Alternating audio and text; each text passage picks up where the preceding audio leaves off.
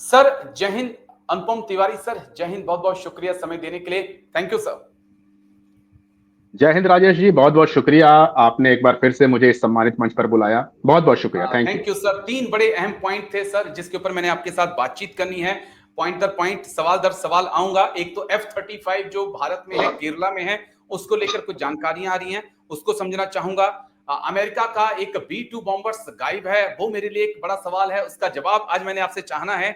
और एक पाकिस्तान के एयरफोर्स चीफ अमेरिका में है, मुल्ला मुनीर को लंच कराया डोनाल्ड ट्रंप ने, लेकिन अब जो एयरफोर्स एयर मार्शल हैं बाबर, कहा जा रहा है कि उनको डिनर कराने की तैयारी अमेरिका कर रहा है।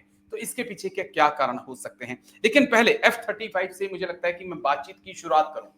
F-35 केरला में सर 2 हफ्ते से ज्यादा का वक्त हो गया, अभी तक उड़ान नहीं भर पाया। क्या है इसका राज?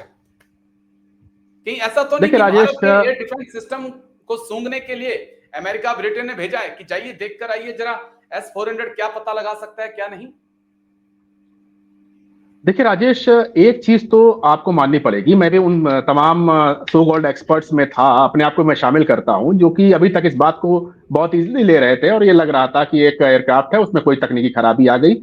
उसके बाद उसने अपना माफ कीजिएगा, उसके बाद उसने स्पेस मांगा, हमने अपना एयरपोर्ट दे दिया, वो लैंड कर गया और अब जब वो अपनी सारी तकनीकी गलतियां सुधार लेगा वापस चला जाएगा। मैं भी इस चीज पे विश्वास कर रहा था।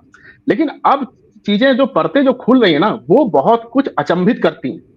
और मैं ऐसा इसलिए कह रहा हूं कि हमको जब भी हम कोई जियो पॉलिटिकल इशू देखते हैं, और इस तरह का इशू जिसमें कि एक दुनिया का सबसे ताकतवर एयरक्राफ्ट इन्वॉल्व हो, जब इस तरह का इशू देखते हैं तो हमको बहुत सारी घटनाओं को एक साथ लिंक करके देखना पड़ता है। अभी जी। हाल ही में नेटो की एक मीटिंग हुई थी, उसमें डोनाल्ड ट्रंप भी शामिल हुए थे।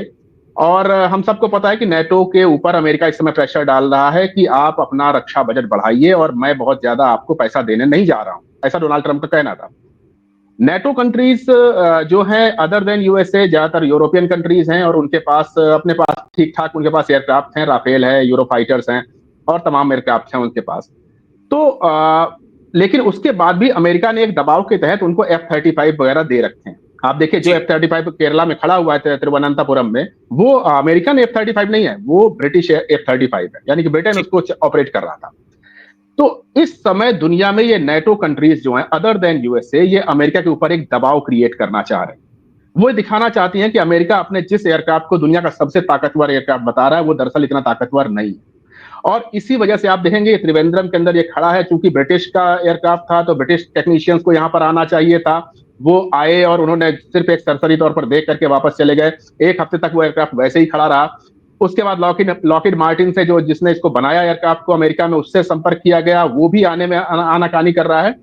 तो यहां पर हमको ये जियो पॉलिटिकल मैनूवरिंग समझनी पड़ेगी कि नेटो अपने एक प्लान के तहत अमेरिका के सबसे ताकतवर जहाज को ग्राउंडेड किए हुए है और वो उसको बिकने नहीं देना चाहता। क्योंकि आप देखें, कुछ दिन पहले खबरें आई थी कि भारत इंटरेस्ट दिखा रहा है F-35 खरीदने के लिए। एक जी। ये पहलू हुआ।